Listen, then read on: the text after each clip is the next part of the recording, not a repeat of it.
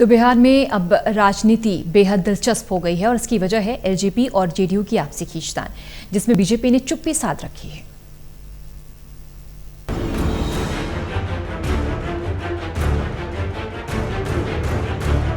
बिहार में चुनावी माहौल के बीच एलजेपी एनडीए से अलग हो चुकी है और जिस तरह से अलग हुई वो काफी दिलचस्प है।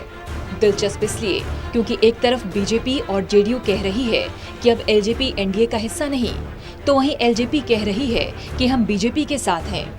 इन सब के बीच चिराग पासवान नीतीश कुमार पर हमलावर हैं और इस बार चिराग ने हमला नीतीश की एक पुरानी योजना को लेकर किया, जिसका नाम है 7 निश्चय।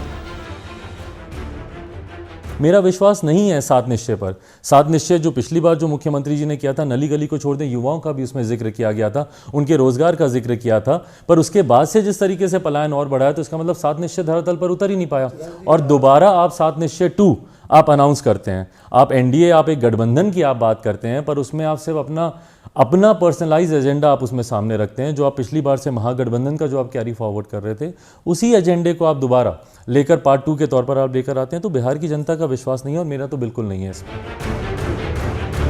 दरअसल चिराग के हमले और जदयू से अलगाव पर बीजेपी का दोस्त बने रहने के मुखर ऐलान के बाद कुछ असहज होते नीतीश को आखिर बीजेपी ने मनाया और बाद में साथ में प्रेस कॉन्फ्रेंस करने तक बात पहुंची। इस बीच बीजेपी कई चरणों में कभी नीतीश को मनाती, कभी सफाई देती दिखी।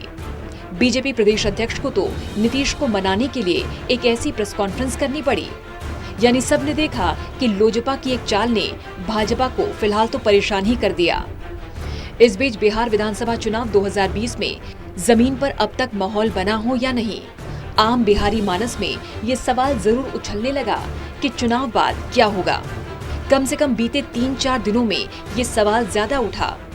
बिहारी मानस मान रहा है कि अब जो भी होगा कुछ नया होगा और चिराग पासवान के एक बयान से भी इन कयासों को बल मिला, जिसमें उन्होंने कहा कि सत्ता की चाबी हमेशा एलजेपी के पास रही है, इस बार भी ऐसा ही होने वाला है।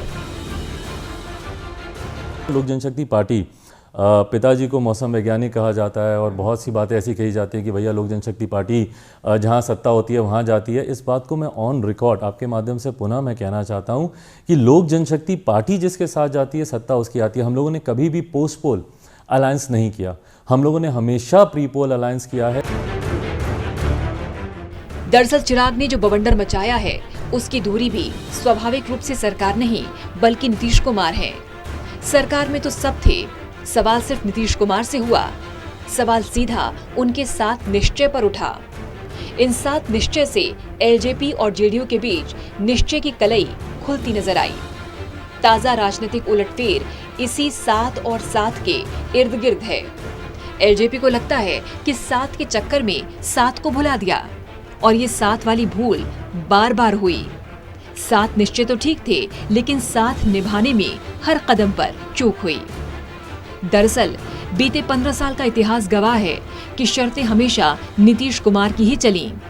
पूर्व एनडीए के साथ वाली सरकार रही हो, लालू प्रसाद के साथ वाली सरकार, या फिर 9 माह में किनारे फेंक दिए गए मांझी के साथ वाली सरकार, शर्तें तो इस बार भी नीतीश की ही रही, भले ही कई बार उन्हें खामोशी अख्तियार करनी पड़ी हो। चली तो अभी तक नीतीश की, लेकिन इस बार एलजेपी ने चाल पलट दी। अब इस पलटी हुई चाल का नीतीश कुमार को कितना नुकसान होता है, खुद एलजेपी भी उसका कितना फायदा ले पाती है, ये आने वाला समय बताएगा। लेकिन फिलहाल चिराग पासवान ने तालाब के शांत पानी की तरह दिख रही बिहार की राजनीति में पत्थर उछालकर हलचल तो पैदा कर ही दी। Special desk, total news.